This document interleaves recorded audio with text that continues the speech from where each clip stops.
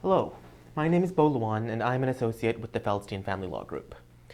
Today I'll be discussing what happens to your child support order if your adult child is unable to find a job and instead returns to school or remains unemployed. Many parents see their children struggling to land that first job after graduation. Graduates might have to retrain or switch career paths, sometimes repeatedly, before finding long-term stability. And in the meantime, they might continue to live at home, often for long periods. This trend affects separated and divorced spouses with adult children.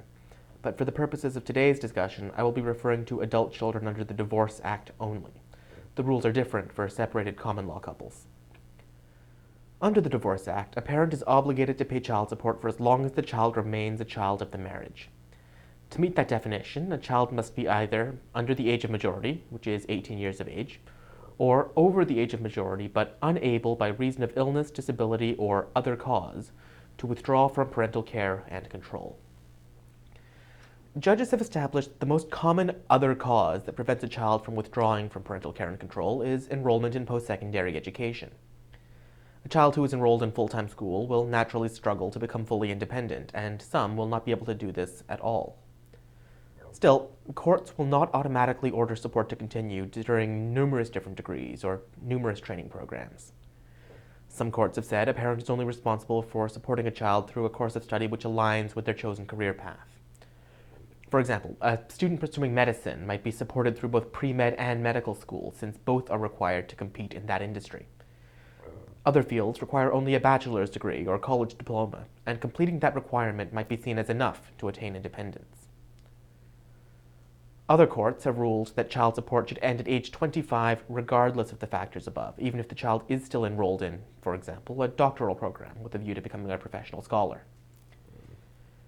But most often, the court will make a case-by-case decision based on that family's specific circumstances, including factors like the parents and the child's financial circumstances generally, the child's past academic performance, and how likely their chosen program is to lead to full-time employment.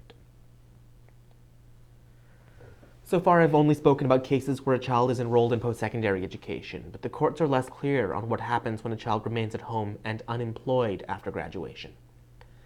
These cases are rare, but courts have occasionally found that poor economic conditions can be a sufficient other cause preventing an adult child from withdrawing from parental control. That means if your child graduates, can't find a job, and is still living at home, you may still have to pay support depending on the reasons for that situation. Still though, even in a poor economy, the unemployed child must make serious and diligent efforts to find a job. Otherwise, they will not be seen as truly unable to withdraw from parental control, only unwilling, which does not qualify for ongoing support. A child can also withdraw from parental control, but then return and resume their status as a child of the marriage. For example, if your child has been living on their own and supporting themselves through scholarships, employment, or other means, they may be seen as having withdrawn from parental control. But if that child then finds themselves unemployed and moves back home to go back to school or to look for a new job, they may qualify as a child of the marriage again and be entitled to support. In other words, even if you have validly stopped paying child support for the time being, you may find yourself having to pay again if circumstances change. Whether or not that will happen will depend entirely on your individual case.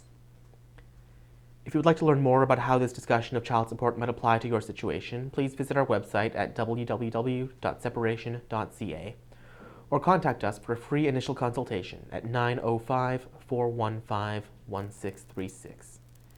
Thank you for watching.